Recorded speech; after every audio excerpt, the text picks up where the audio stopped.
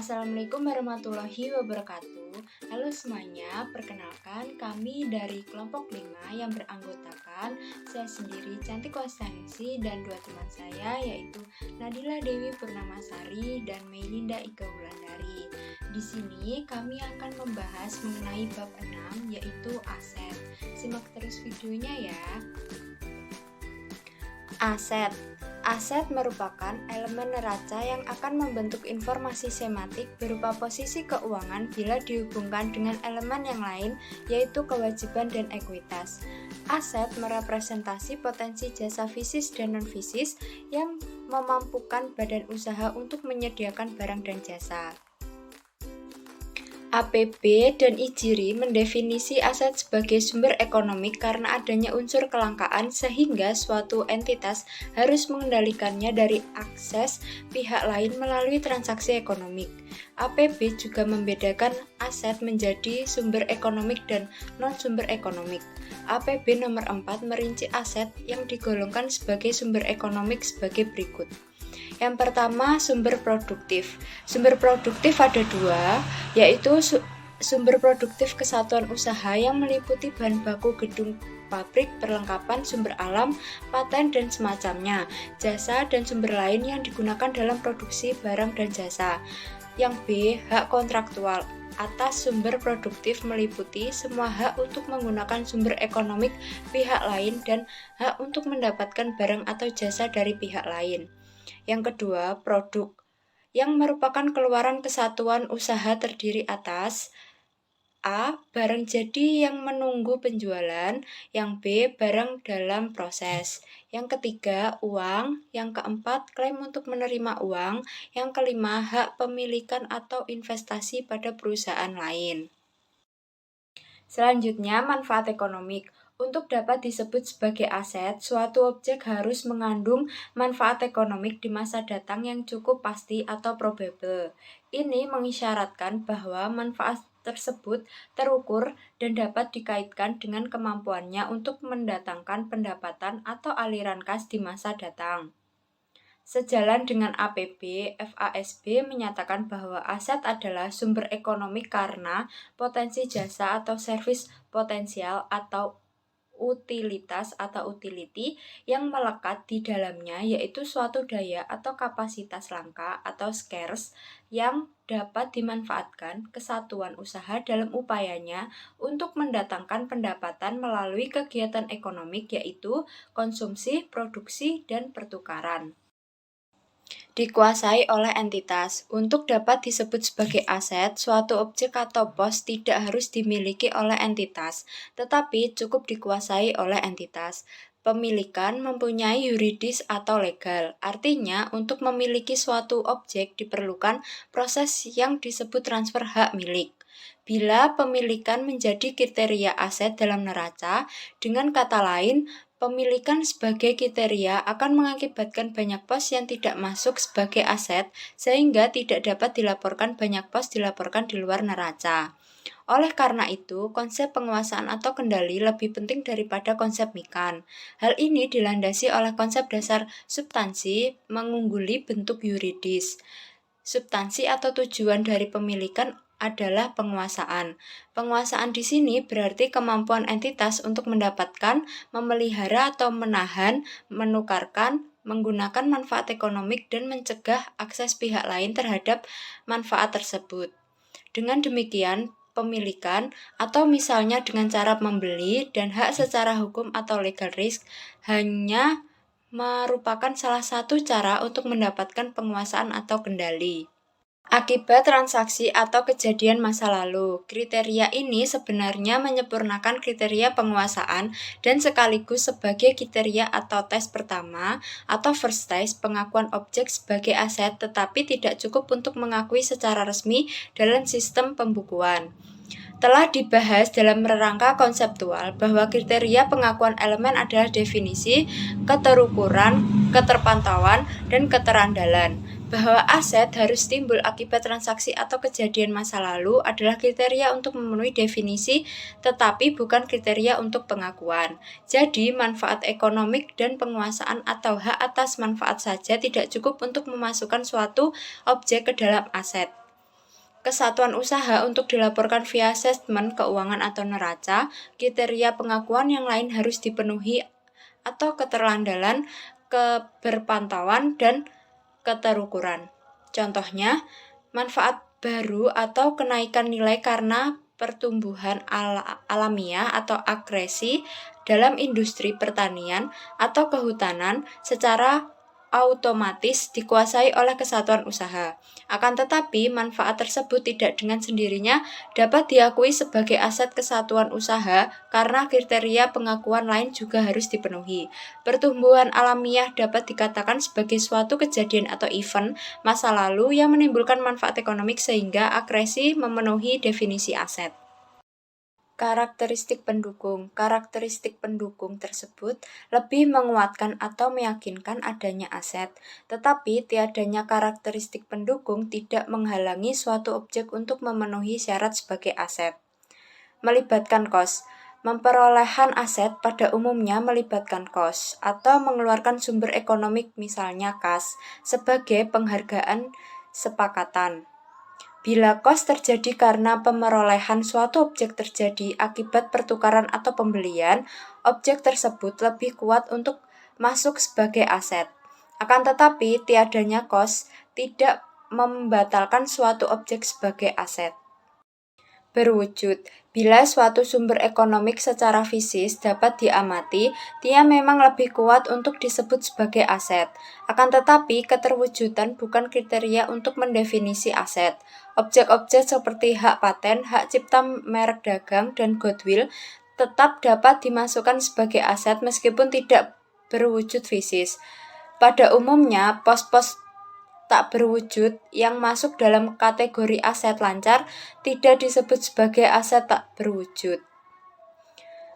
Tertukarkan. Beberapa penulis mengajukan gagasan atau argumen bahwa untuk memenuhi syarat sebagai aset, suatu sumber ekonomik harus dapat ditukarkan dengan sumber ekonomik lainnya. Syarat ini diajukan dengan alasan bahwa manfaat ekonomik akan menjadi cukup pasti dan tertukar kalau suatu sumber ekonomik mempunyai daya atau nilai tukar. Contohnya, mesin.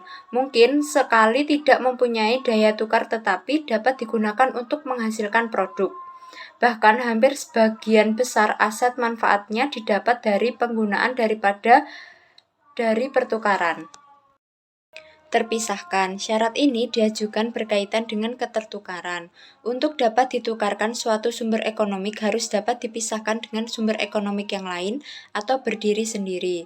Syarat ini diajukan oleh Chambers dengan alasan bahwa posisi keuangan harus ditentukan dengan pengukuran nilai berbagai aset dan kewajiban secara individual. Kalau syarat ini dimasukkan sebagai kriteria aset, goodwill tidak akan memenuhi syarat untuk disebut dan diakui sebagai aset.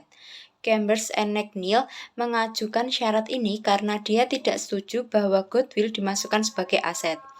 Alasannya adalah pengukuran goodwill sangat subjektif dan hipotetis. Alasan lain adalah tujuan penyajian neraca adalah melaporkan nilai bersih aset dan bukan nilai perusahaan secara keseluruhan. Melaporkan goodwill atau semacamnya akan menyesatkan. Berkekuatan hukum. Penguasaan atau hak atas aset tidak harus didukung secara yuridis formal. Klaim seperti piutang usaha tidak harus didukung oleh dokumen yang mempunyai daya paksa secara hukum untuk memenuhi definisi aset. Memang pada umumnya kemampuan suatu entitas untuk menguasai manfaat ekonomik timbul akibat hak-hak hukum. Pengukuran. Pengukuran bukan merupakan kriteria untuk mendefinisi aset, tetapi merupakan kriteria pengakuan aset. Salah satu kriteria pengakuan aset adalah keterukuran manfaat ekonomik masa datang. Yang dimaksud pengukuran dalam pembahasan di sini adalah penentuan jumlah rupiah yang harus diletakkan pada suatu objek aset pada saat terjadinya yang akan dijadikan data dasar untuk mengikuti aliran fisik objek tersebut. Dengan konsep kontinuitas usaha, pos atau sumber ekonomik akan mengalami 3 tahap perlakuan sejalan dengan kegiatan usaha yaitu tahap pemerolehan, pengolahan, dan penjualan atau penyerahan. Tahap terakhir atau penjualan melibatkan penyerahan barang atau jasa atau keluarnya sumber ekonomi.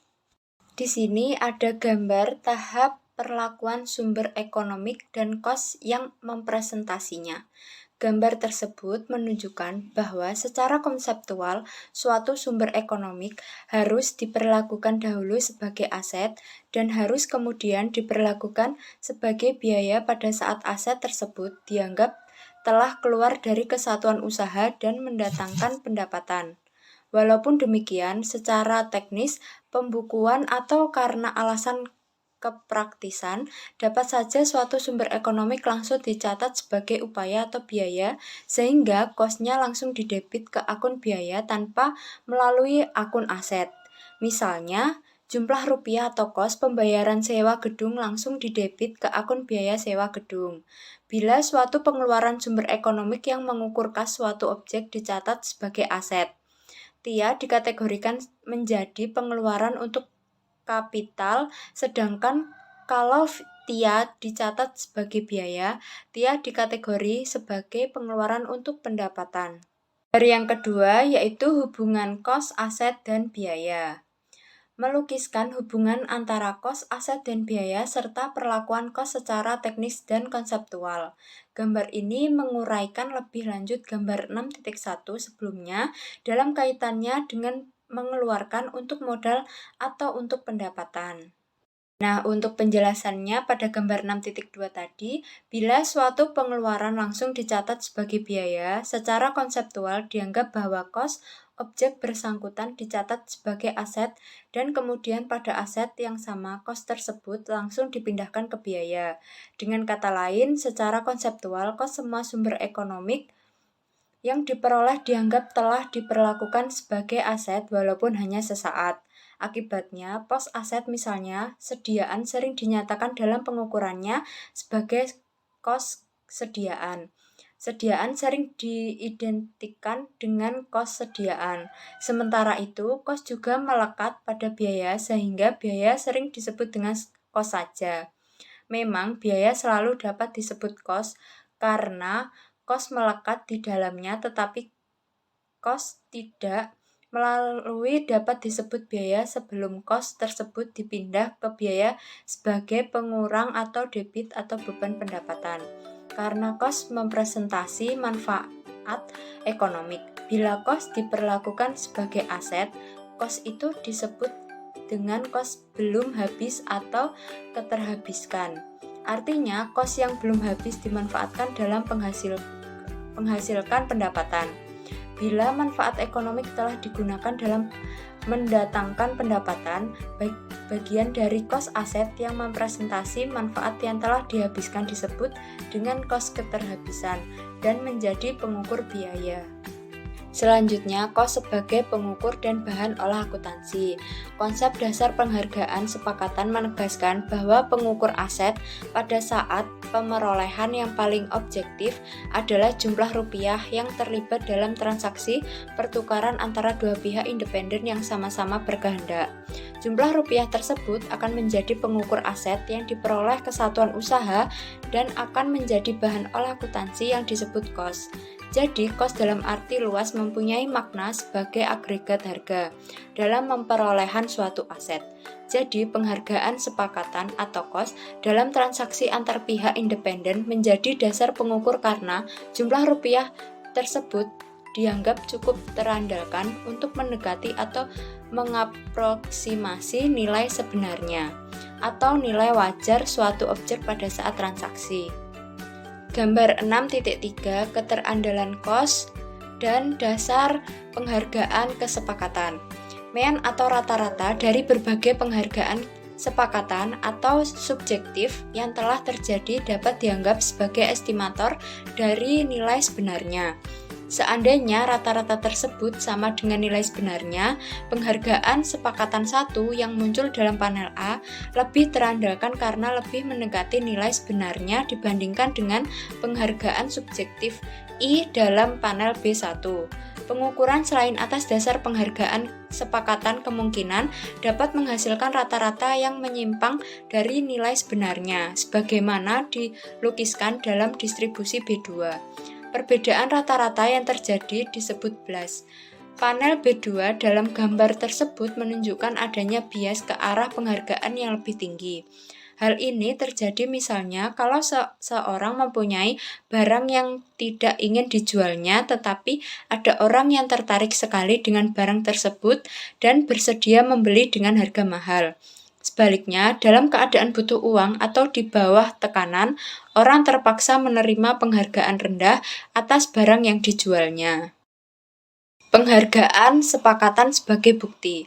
Transaksi pertukaran atau jual beli dapat dijadikan landasan untuk menentukan kos yang terandalkan karena penghargaan sepakatnya didasarkan atas mekanisme pasar yang bebas sehingga dia menjadi bukti validasi pengukuran kos lebih-lebih dari mekanisme pasar sempurna. Telah disinggung di atas bahwa mekanisme pasar bebas menjamin dan menghendaki agar A. Pihak bertransaksi sama-sama berkehendak dan bebas tanpa atau ancaman. B. Pihak bertransaksi sama-sama berkemampuan memperoleh informasi secara bebas. C. Barang yang dipertukarkan cukup standar atau umum yang tersedia cukup banyak di pasar bebas. Dengan kata lain, cukup banyak penjual dan pembeli sehingga tak seorang pun cukup kuat untuk mempengaruhi harga. Pengukuran kos. Dalam prakteknya, pemerolehan aset merupakan proses yang tidak terjadi begitu saja, selesai dalam satu kegiatan tetapi terdiri atas serangkaian kegiatan, misalnya menempatkan order, menerima barang, meneliti kecocokan, mengangkut barang, mencoba barang, menyimpan atau menempatkan barang, dan akhirnya menggunakan barang tersebut. Tiap kegiatan biasanya melibatkan pengorbanan sumber ekonomik. Oleh karena itu, besar kecilnya kos yang harus dicatat pertama kali sebagai pengukur suatu aset pada saat memperolehan ditentukan oleh dua hal, yaitu 1. Batas kegiatan yang disebut pemerolehan, 2. Jenis penghargaan. Batas kegiatan. Batas kegiatan berkaitan dengan masalah unsur pengorbanan sumber ekonomik atau kegiatan apa saja yang membentuk kos suatu aset. Secara teoritis dan sebagai ketentuan umum, batas akhir kegiatan untuk memasukkan unsur kos sebagai bagian dari kos aset adalah saat dimulainya penggunaan aset. Jenis penghargaan. Seluruh jumlah rupiah yang disepakati sebagai penghargaan pada saat transaksi akan membentuk kos yang paling objektif karena tidak lagi melibatkan interpretasi atau pertimbangan penilaian. Bila transaksi terjadi dalam mekanisme pasar bebas antara pihak independen, kos tunai adalah pengukuran aset yang paling valid dan objektif. Kos dalam barter. Barter atau pertukaran aset adalah pemerolehan aset atau biasanya aset berwujud atau non-moneter dengan penghargaan berupa aset berwujud atau non-moneter lainnya. Bila hal ini terjadi, pengukuran aset yang diperoleh bergantung pada apakah aset yang dipertukarkan sejenis atau similar atau tak sejenis atau disimilar. Aset sejenis artinya aset yang fungsinya sama dan tidak harus aset yang identik. Bila suatu kesatuan usaha menukarkan aset sejenis, secara konseptual dianggap bahwa perusahaan tersebut melakukan pemeliharaan atau pemertahanan kapital atau daya produksi dan bukan melakukan penjualan, sehingga penerimaan aset dan penyerahan aset dianggap sebagai transaksi pemeliharaan bukan transaksi penjualan. Bila kesatuan usaha menukarkan aset tidak sejenis, secara konseptual dianggap transaksi tersebut melibatkan dua transaksi, yaitu penjualan dan pembelian. Dalam hal ini dianggap bahwa kesatuan usaha menjual aset yang diserahkan secara tunai, kemudian seketika itu pula menggunakan seluruh kas yang diterima untuk membeli aset yang diterima atau baru. Baik, selanjutnya akan saya lanjutkan. Yang ketiga, pertukaran sejenis tanpa pembayaran tombok. Aset yang diterima dicatat sebesar nilai buku atau nilai pasar aset yang diserahkan. Mana yang lebih rendah? Ini berarti bahwa kalau terjadi untung, maka untung tidak diakui, dan sebaliknya kalau terjadi rugi, rugi tersebut diakui pada saat transaksi. Lalu yang keempat, pertukaran sejenis dengan pembayaran tombok. Aset yang diterima dicatat sebesar nilai buku aset yang diserahkan ditambah tombok atau nilai pasar aset yang diserahkan ditambah tombok. Mana yang lebih rendah? Ini juga berarti bahwa kalau terjadi untung, maka untung tidak diakui dan sebaliknya. Kalau terjadi rugi, rugi tersebut diakui pada saat transaksi. Lalu yang kelima, pertukaran sejenis dengan penerimaan tombok. Bila terjadi rugi, aset yang diterima dicatat sebesar harga pasar aset yang diserahkan dikurangi kas yang diterima. Ini berarti rugi yang terjadi diakui semua pada saat terjadinya transaksi. Lalu, bila terjadi untung, aset yang diterima dicatat sebesar nilai buku aset yang diserahkan dikurangi porsi nilai buku aset yang diserahkan yang dianggap dijual, atau nilai pasar atau wajar aset yang diterima dikurangi untung tangguhan. Selanjutnya, berikut adalah formula unsur-unsur untuk menentukan kos aset yang diterima. Untung total sama dengan nilai pasar aset diserahkan dikurang nilai buku aset diserahkan. Untung diakui sama dengan tombok kas diterima per tombok ditambah nilai pasar aset diterima dikali untung total. Lalu untung tangguhan nilai pasar aset diterima per tombok plus nilai pasar aset diterima dikali untung total. Lalu porsi nilai buku sejenis sama dengan nilai pasar aset diterima per tombok ditambah nilai pasar aset diterima dikali dengan nilai buku aset diserahkan. Lalu porsi nilai buku tak sejenis sama dengan nilai pasar aset diterima per tombok ditambah nilai pasar aset diterima dikali nilai buku aset diserahkan. Contoh yang pertama, PT Elang, sebuah perusahaan taksi, menukarkan salah satu mobil armadanya dengan mobil jenis yang lain. Kos mobil lama adalah 150 juta dan telah dipresiasi sebesar 74 juta yang pada saat ditukarkan mempunyai harga pasar 95 juta. Mobil lama ditukar dengan mobil tangan kedua yang bernilai pasar 81 juta ditambah kas 14 juta.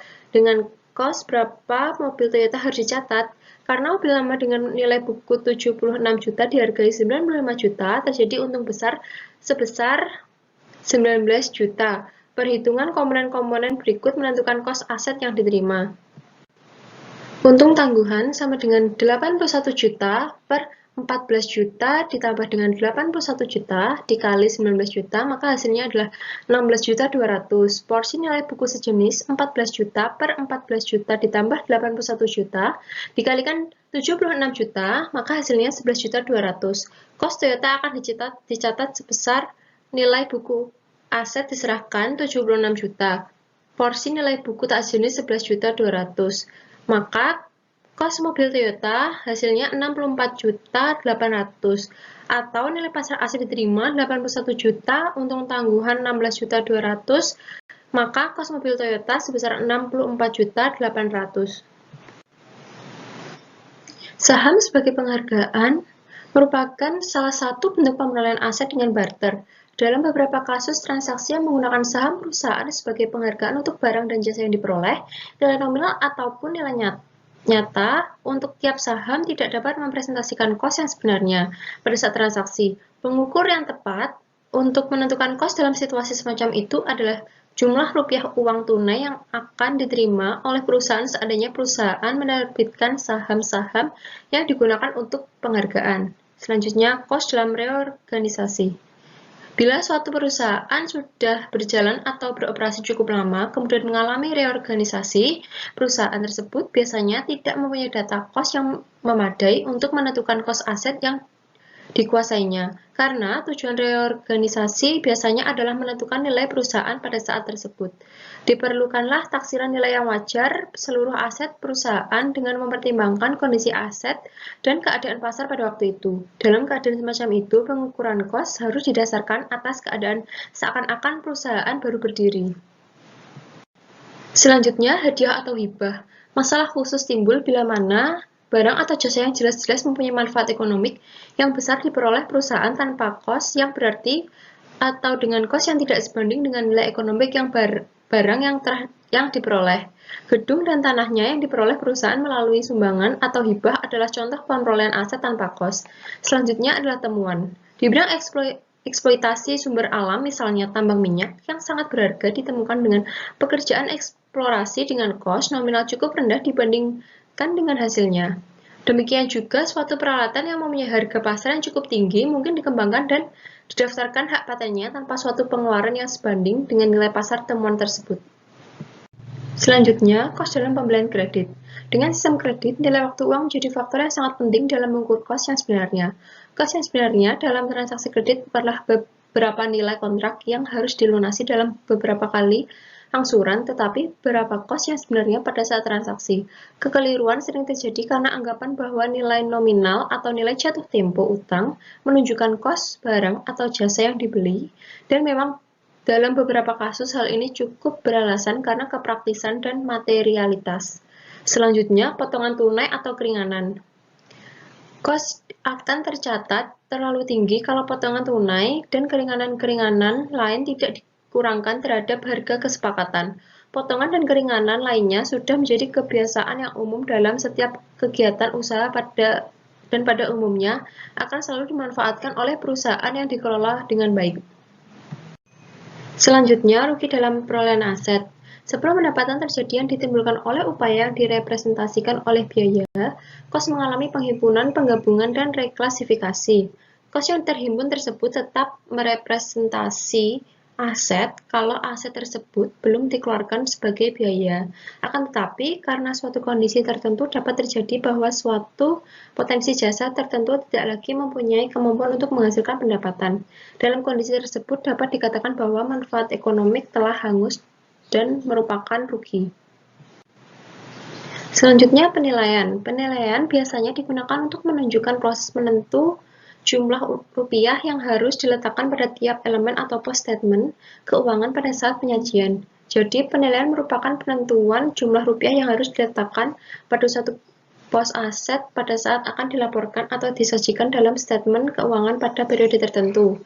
Tujuan penilaian aset merepresentasi atribut pos-pos aset yang berpaut dengan tujuan laporan keuangan dengan menggunakan basis penilaian yang sesuai. Singkatnya, tujuan penilaian aset harus berpaut dengan tujuan pelaporan keuangan.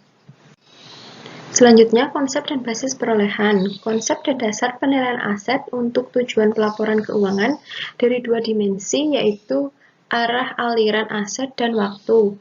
Nilai pertukaran dijadikan basis karena dianggap objektif sehingga memenuhi kualitas terdalam. Nilai pertukaran dapat dipandang dari dua sisi, yaitu nilai yang diperoleh atas dasar pertukaran perolehan, yaitu nilai masukan. Nilai yang diperoleh atas dasar pertukaran pemanfaatan, yaitu nilai keluaran. Walaupun penyajian aset adalah untuk saat tertentu, yang dalam dimensi waktu dapat diletakkan sebagai titik sekarang. Nilai pertukaran yang dapat dijadikan basis penilaian dapat nilai pertukaran masa lalu atau masa mendatang. Pos-pos tertentu lebih objektif atau terandalkan penilaiannya kalau didasarkan atas nilai masukan, sedangkan pos-pos lainnya lebih terandalkan kalau didasarkan atau nilai keluaran. Karena pemakai dianggap berkepentingan dengan aliran kas bersih, penilaian kas aset harus berpaut atau relevan dengan kepentingan tersebut. Jadi, konsep nilai masukan dan keluaran sebenarnya berkaitan dengan konsep kesatuan usaha yang dianggap menguasai sumber ekonomik dan harus mempertanggungjawabkan aset tersebut. Berikut merupakan basis pengukuran dalam dimensi waktu dan aliran aset, serta nilai pertukaran sebagai basis penilaian. Selanjutnya, nilai masukan didasarkan atas jumlah rupiah, kas, atau penghasilan lainnya yang harus dikeluarkan oleh atau dikorbankan untuk memperoleh aset atau objek jasa tertentu yang masuk dalam unit usaha. Beberapa dasar penilaian yang masuk dalam kategori nilai masukan. Yang pertama, cost historis. Jumlah rupiah atau harga pertukaran yang telah tercatat dalam sistem pembukuan pada saat terjadinya transaksi. Prinsip cost historis menghendaki digunakannya harga perolehan dalam mencatat aktiva, utang, modal, dan biaya. Yang dimaksud dengan harga perolehan adalah harga pertukaran yang disetujui oleh kedua belah pihak yang tersangkut dalam transaksi. Yang pertama, kos bijaksana, yaitu kos layaknya yang manajemen bijaksana atau hati-hati bersedia membayarnya untuk suatu objek. Yang kedua, kos standar, yaitu kos yang seharusnya terjadi dalam kondisi proses produksi tertentu yang diasumsi. Yang ketiga, kos asli, yaitu kos suatu aset bagi perusahaan yang pertama kali menempatkannya untuk digunakan dalam layanan publik, khususnya bila perusahaan membeli aset bekas dari perusahaan layanan publik.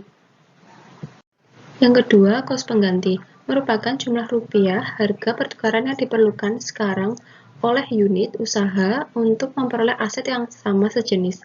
Alternatif penilaian lain yang masuk dalam kategori nilai pengganti, yang pertama nilai penafsiran, yaitu nilai taksiran kos sekarang yang ditentukan dengan prosedur dan analisis secara sistematik oleh pihak independen yang kompeten di bidangnya.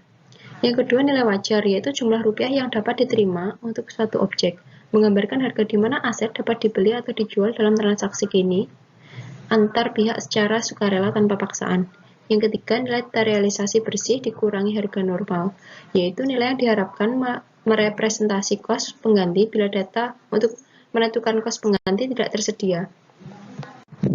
Yang ketiga, kos harapan merupakan nilai pengorbanan ekonomi di masa mendatang, seandainya jasa aset tersebut diperoleh secara bagian demi bagian dan bukan sekaligus. Untuk penilaian sekarang, kos harapan harus didiskon menjadi kos harapan sekarang atau kos masukan masa datang diskonan. Lalu, yang selanjutnya nilai keluaran didasarkan pada jumlah rupiah kas atau penghargaan lainnya yang diterima suatu unit usaha apabila suatu aset atau potensi jasa akhirnya keluar dari unit usaha melalui proses pertukaran atau konversi. Yang selanjutnya, harga jual masa lalu. Harga jual masa lalu sebenarnya menunjukkan kas yang cukup pasti akan diterima dari pertukaran atau konversi suatu pos aset yang timbul karena adanya suatu transaksi di masa lalu. Selanjutnya, harga jual. Didasari oleh konsep setara tunai sekarang, harga ini menunjukkan jumlah rupiah kas atau daya beli yang dapat direalisasi dengan cara menjual aset di pasar bebas dalam kondisi perusahaan melikuidasi atau menjual asetnya secara normal. Harga ini biasanya diukur berdasarkan harga pasar kutipan barang bekas sejenis dengan kondisi yang sama. Secara teoritis, setara kas sekarang merupakan atribut atau proprietas yang relevan untuk semua aset. Selanjutnya, nilai terrealisasi harapan. Suatu aset adalah penerimaan kas atau potensi jasa masa datang yang jumlah dan waktunya cukup pasti. Contohnya, investasi dalam obligasi, deposito berjangka, dan piutang wesel jangka panjang. Selanjutnya, kos atau pasar yang lebih rendah.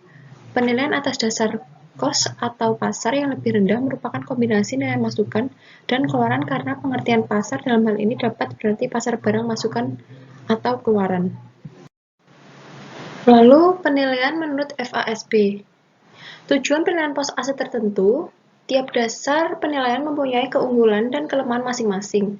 Tanpa memperhatikan sifat masukan dan keluaran, FASB menyarankan untuk tetap menggunakan makna penilaian yang sekarang dipraktikkan.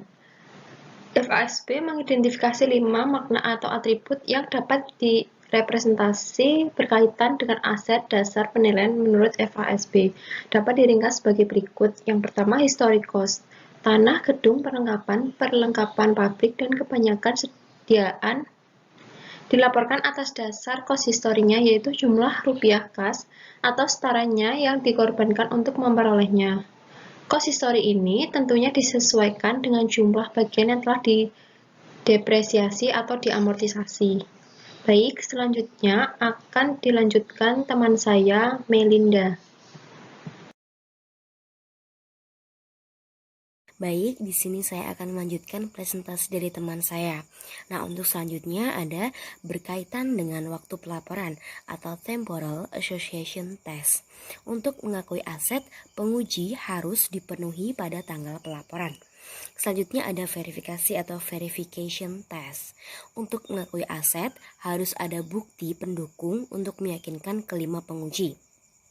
Apa yang telah disampaikan Bell-Cawley adalah apa yang disebut dengan kaidah pengakuan atau recognition rules, yang merupakan petunjuk atau prosedur untuk menerapkan 4 kriteria pengakuan atau recognition criteria. FASB yaitu definisi, keterukuran, keberpautan, keterandalan. Nah, kriteria itu digunakan karena kriteria pengakuan sifatnya konseptual dan umum. Penerapan kaidah pengakuan berkaitan dengan masalah apakah suatu cost dikapitalisasi atau capitalized atau dibiayakan atau expensed. Nah, jika kaidah pengakuan tidak dipenuhi, cost harus diperlakukan menjadi beban pendapatan sebagai biaya atau rugi. Nah, selanjutnya ada beban tangguhan. Diperlakukan sebagai aset meragukan karena manfaat ekonomi masa depan tidak cukup pasti. Sementara, jika diberlakukan sebagai biaya atau dibebankan ke pendapatan tahun terjadinya, juga tidak pas karena asosiasi dengan pendapatan sulit ditentukan. Diperlakukan sebagai rugi juga kurang pas karena kos menimbulkan praktik bahwa kos-kos semacam itu, kos organisasi, riset dan pengembangan dan semacamnya ditampung dalam suatu riset pos disebut dengan beban tangguhan. Patton dan Littleton tahun 1970 mengkritik dalam penggunaan istilah beban tangguhan karena secara konseptual semua aset atau yang dipresentasi dengan cost merupakan beban tangguhan. Akan lebih baik lagi jika pos diberi nama yang jelas sesuai dengan sifat dan disajikan terpisah dengan pos-pos aset lainnya. Nah, di samping merupakan kaidah penangguhan pembebanan kos dari pendapatan. Nah, dalam kaidah 6.8 di samping digunakan untuk apakah kos memenuhi syarat untuk ditangguhkan pembebanannya ke dalam pendapatan.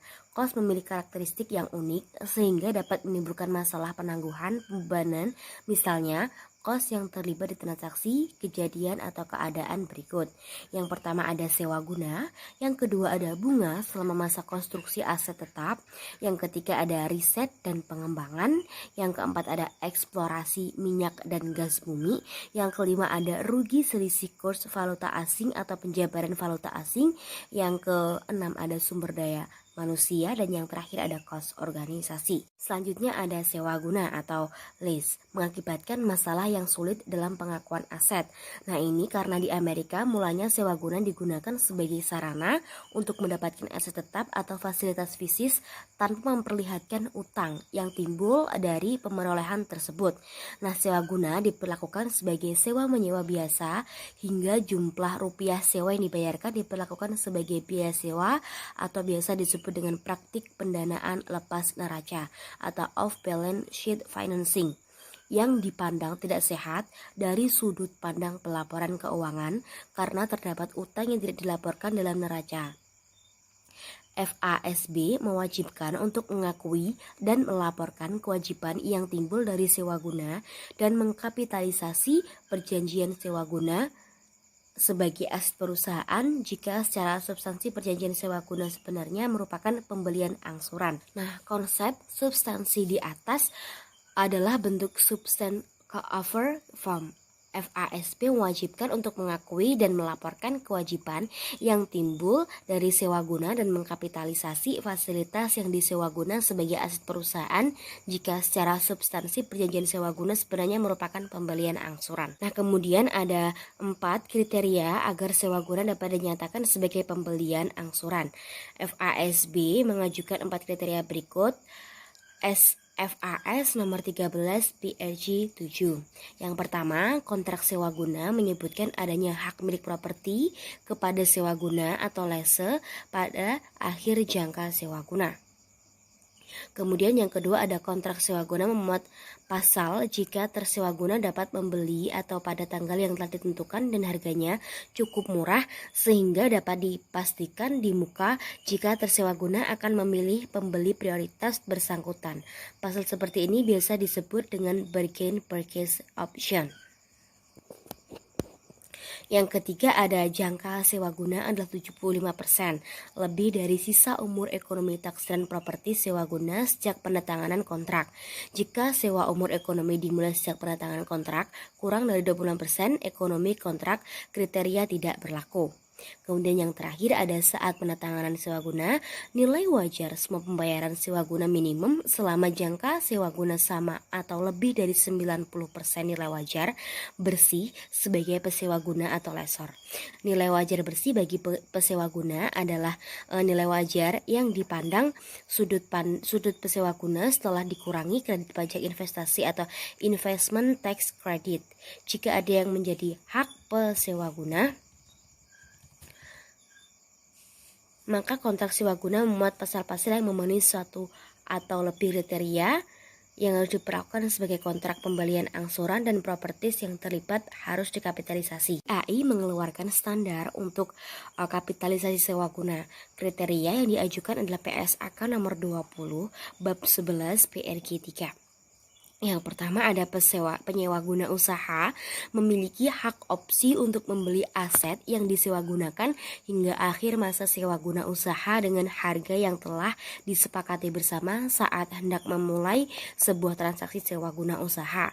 Yang kedua ada seluruh pembayaran berkala yang dilakukan penyewa guna usaha ditambah dengan nilai sisa mencakup pengembalian harga barang modal yang disewa gunakan usaha dan bunganya sebagai keuntungan perusahaan sewa guna usaha atau full payment lease.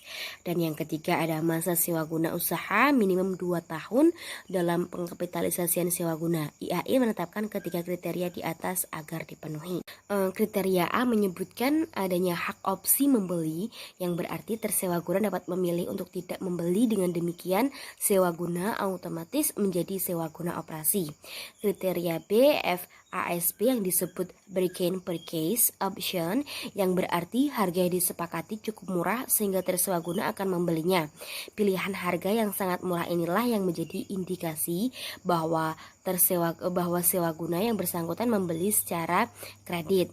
Nah, kriteria B tidak menegaskan apakah mencakup jumlah total pembayaran sewa ditambah nilai sisa harus sama atau lebih besar dari kos pemerolehan dari sewa guna ditambah dengan diperhitungkannya penggunaan. Nah, penggunaan nilai nominal bukan sekarang atau present value mengakibatkan mengabaikan pembelian tunai sehingga alternatif untuk menentukan kesubstantifan transaksi sewa guna sebagai pembelian. Nah, berbeda dengan yang digunakan oleh FASB dari kriteria D, penalaran di balik kriteria ini adalah nilai sekarang total pembayaran lebih besar 90% dari nilai wajar barang yang disewa guna, baik secara teoretis, praktis, atau intuitif barang yang disewa guna. Transaksi sewa guna yang merupakan pembelian sehingga tersewa guna tidak dapat menyembunyikan sebagai sewa guna operasi. Nah, selanjutnya ada kriteria C tidak mengandung makna kesubstantifan transaksi sewa guna sebagai transaksi pembelian tanpa dikaitkan dengan umur ekonomi akademik propertis yang disewa guna 2 tahun sama sekali dapat dipakai untuk menentukan transaksi adalah sewa menyewa atau pembelian. Nah, konsep yang melandasi penetapan 2 tahun yang dapat diterima adalah kepraktisan bukan substantif. Secara teoretis, jika perusahaan menyewa guna komputer selama kurang dari 2 tahun, tetapi akhir jangka sewa guna komputer tidak memiliki lagi nilai ekonomi karena keausan teknologi, perusahaan dapat dikatakan membeli komputer jika nilai sekarang pembayaran sewa mendekati nilai pasar komputer saat penandatanganan kontrak. Nah, kriteria C ini praktis dan tidak memiliki daya klasifikasi, karena pada umumnya kontrak dan tidak memiliki daya klasifikasi, maka sewa guna berjangka lebih dari 2 tahun sehingga selalu dapat dipenuhi. Selanjutnya ada kriteria kapitalisasi berdasarkan PSAK nomor 30 lemah dan bahkan kosong dengan makna kesubstantifan transaksi sebagai pembelian sehingga suatu sewa guna memenuhi ketiga kriteria kapitalisasi, maka klasifikasi akan bersifat arbitrer. Nah, sewa guna memenuhi kriteria sebagai sewa guna kapital sebagai substantif adalah sewa guna biasa atau sebaliknya yang diklasifikasikan sebagai sewa guna biasa sebenarnya sewa guna kapital. Nah, karena ketiga kriteria harus dipenuhi, kriteria C tidak relevan, maka kriteria A dan B yang berpotensial membedakan sewa guna. IAI cenderung memperlakukan sewa guna sebagai sewa guna biasa yang berarti mendorong adanya off-balance sheet financing. Nah, selanjutnya ada argumen pendukung. Beberapa argumen diajukan untuk mendukung kapitalisasi kos bunga. Nah, argumen-argumen tersebut adalah yang pertama, dengan kesiapan pemakaian atau penggunaan atau readiness for intended use sebagai batas kegiatan pengukuran kos aset karena merupakan unsur kos aset. Yang kedua, jika kesatuan usaha tidak membangun sendiri fasilitas fisik bersangkutan, penghargaan sepakatan sebagai kos pemerolehan yang umumnya termasuk bunga yang harus dibayar dibayar oleh kontraktor selama pembangunannya. Yang ketiga, pembayaran kos bunga secara langsung pendapatan selama masa konstruksi atau periode pemerolehan, mendistorsi laba jika konstruksi mendanai dari pinjaman khusus untuk keperluan tersebut. Yang keempat, kos bunga selama pembangunan bukan merupakan kos pendanaan atau financing cost, karena jika pembangunannya didanai dari penerbitan ekuitas baru, kos pendanaan secara konseptual tetap terjadi dan digeser ke pemegang saham dalam bentuk dividen, dengan pembayarannya ditunda hingga pembangunan selesai. Nah, selanjutnya ada argumen penolak. Beberapa argumen menolak kalau dikapitalisasinya bunga karena didasarkan pada argumen berikut. Yang pertama, bunga lebih merupakan kos pendanaan daripada unsur kos aset, karena perusahaan sebenarnya dapat menghindari bunga dan memilih alternatif pendanaan dengan ekuitas. Yang kedua, dengan konsep nilai secara tunai atau cash equivalent, atau nilai sekarang aliran kas diskonan atau discounted future cash outflows, untuk mengukur kos suatu aset. Kos pemerolehan suatu fasilitas fisik seharusnya tidak dipengaruhi oleh kebijakan pemilihan cara pendanaan pembangunannya. Kemudian yang ketiga, dengan konsep kesatuan usaha, bunga bermakna sebagai pembagian laba atau setara dengan dividen, daripada sebagai upaya atau effort untuk memperoleh pendapatan. Dan yang keempat, karena merupakan kos pendanaan yang terpisah dengan kos pemerolehan aset, alokasi kos bunga ke semua aset non-moneter akan kecil pengaruhnya terhadap laba periodik, karena jumlah yang dikapitalisasi suatu periode akan dikompensasi dengan amortisasi bunga yang dikapitalisasi dengan periode sebelumnya. Selanjutnya ada alternatif perlakuan. Berbagai argumen yang mendukung dan menolak di atas akhirnya menghasilkan kemungkinan perlakuan kos bunga selama masa pembangunan. Beberapa alternatif perlakuannya adalah: yang pertama, bunga tidak dikapitalisasi dan diperlakukan sebagai bagian dari kos fasilitas. Kemudian yang kedua, bunga dikapitalisasi dan dimasukkan sebagai bagian dari kos fasilitas fisik yang dibangun sendiri. Nah, jumlah yang dapat dikapitalisasi sebesar: yang pertama, jumlah rupiah seluruh bunga yang sesungguhnya dibayar atau terjadi untuk dana yang khusus dipinjam untuk pembangunan. Yang kedua, jumlah rupiah semua bunga sesungguhnya dibayar atau terjadi untuk semua dana pinjaman yang ada. Yang ketiga, bunga dikapitalisasi sebesar jumlah rupiah, bunga implisit dana yang tertanam dalam perusahaan tanpa memperhatikan sumbernya. Nah, bunga dikapitalisasi tetapi tidak dimasukkan sebagai elemen kos fasilitas fisik yang dibangun sendiri. Perlakuan pertama merupakan konsekuensi diterimanya argumen pihak yang menolak dikapitalisasi. Perlakuan kedua, konsekuensi logis diterimanya argumen pihak yang mendukung kapitalisasi. Kemudian perlakuan tiga, memandang kos bunga memang kos pendanaan tetapi tidak prestasi perusahaan pada masa konstruksi. Khususnya pendanaan pada waktu itu belum cukup besar untuk menutup bunga. Oleh karena itu, kos bunga selama masa konstruksi perlu dikapitalisasi dan diamortisasi selama beberapa periode yang layak. Amortisasi ini independen terhadap tidak harus sejalan dengan umur ekonomik dan metode depresiasi aset bersangkutan. Ada jumlah rupiah kapitalisasian. Tiap alternatif jumlah rupiah bunga dikapitalisasi didasarkan argumen atau dasar pikiran yang dibahas di bawah ini. Alternatif 2A didasarkan pada argumen bahwa bunga merupakan elemen kos konstruksi tetapi hanya bunga yang memang benar-benar dibayar untuk dana khusus tersebut yang menunjukkan unsur kos pemerolehan aset.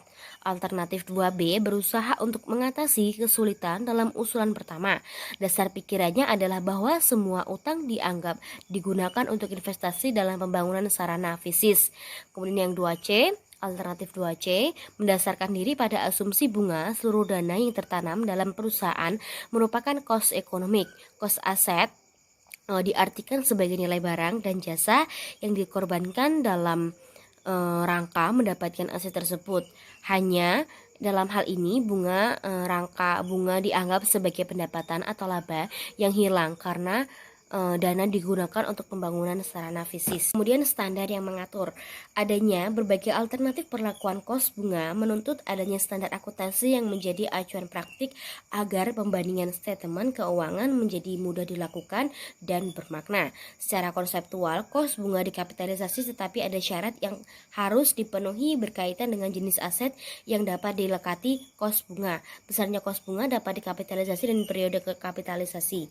Kedua standar ini pada dasarnya membolehkan kapitalisasi bunga asalkan memenuhi persyaratan-persyaratan tertentu yang diatur dalam standar tersebut. Standar yang relevan ini di Amerika adalah SFAS nomor 34. Nah, selanjutnya, sediaan barang yang diproduksi secara rutin atau diproduksi secara massal dan berulang-ulang setiap periode tidak memenuhi syarat untuk menjadi objek kapitalisasi bunga. Nah, karakteristik lain suatu aset yang tidak dapat menjadi objek kapitalisasi adalah A. Aset yang digunakan atau aset yang sudah siap digunakan sesuai dengan tujuan penggunaan dalam operasi menghasilkan pendapatan. B. Aset yang belum digunakan dalam kegiatan menghasilkan pendapatan perusahaan dan tidak mengalami penyelesaian atau perbaikan atau kegiatan lain yang dibutuhkan untuk menjadi aset yang siap digunakan untuk operasi. Yang C. Aset yang tidak dimasukkan dalam neraca konsolidasian perusahaan induk dan perusahaan-perusahaan anaknya. Kemudian yang D. Investasi yang dapat diperlakukan dengan metode ekuitas setelah kegiatan operasi utama yang direncanakan oleh terinvestasi dimulai. Kemudian yang E. Investasi perusahaan regulasian atau regulated investor yang mengkapitalisasi baik cost utang maupun ekuitas atau cost of debt and equity capital. Dan yang F, aset yang didapatkan dengan dana hadiah atau hibah yang dibatasi penggunaannya oleh penghadiah atau penghibah semata-mata untuk pemerolehan aset tersebut. Besarnya kapitalisasi bunga. Besarnya bunga yang dikapitalisasi adalah bagian kos bunga yang terjadi selama periode pemerolehan aset secara teoretis dapat dihindari andai kesatuan usaha tidak membangun fasilitas fisik yang bersangkutan. Bunga yang dikapitalisasi adalah tambahan bunga yang diperkirakan terjadi selama satu periode akibat adanya konstruksi. Jika rata-rata dana yang tertanam dalam konstruksi melebihi jumlah dana pinjaman khusus untuk konstruksi, maka tarif kapitalisasi kelebihan dana yang tertanam adalah rata-rata berbobot atau weighted average tingkat bunga sumber dana lainnya. Pada periode kapitalisasi, kapitalisasi kos bunga diperhitungkan untuk periode pemerolehan atau equation period sehingga periode tersebut menjadi periode kapitalisasi. Periode kapitalisasi dimulai ketika 3 kondisi dipenuhi. Yang pertama, pengeluaran untuk pembangunan aset telah dilakukan atau terjadi.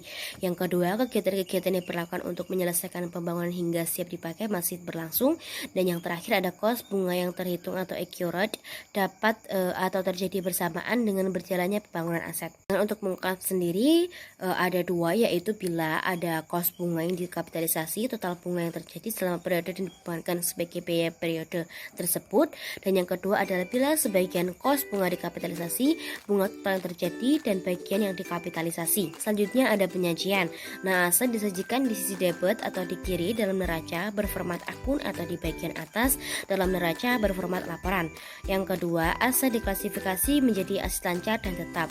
Yang ketiga, aset diturunkan penyajiannya atas dasar likuiditas atau kelancarannya yang paling lancar dicantumkan pada urutan pertama. Dan yang terakhir, kebijakan akuntansi yang berkaitan dengan pos-pos tertentu harus diungkapkan. Nah, kesimpulannya, aset merupakan bagian dari neraca pembentuk informasi semantik berupa posisi keuangan dan merepresentasi potensi jasa fisik dan fisik yang memampukan badan usaha untuk menyediakan barang dan jasa. Manfaat ditujukan oleh potensi jasa untuk mendatangkan pendapatan melalui kegiatan ekonomi. Penilaian didasarkan pada nilai masukan atau keluaran bergantung pada tujuan merepresentasi aset. Pengakuan dan penyajian aset biasanya ditentukan dalam standar akuntansi yang mengatur tiap pos aset.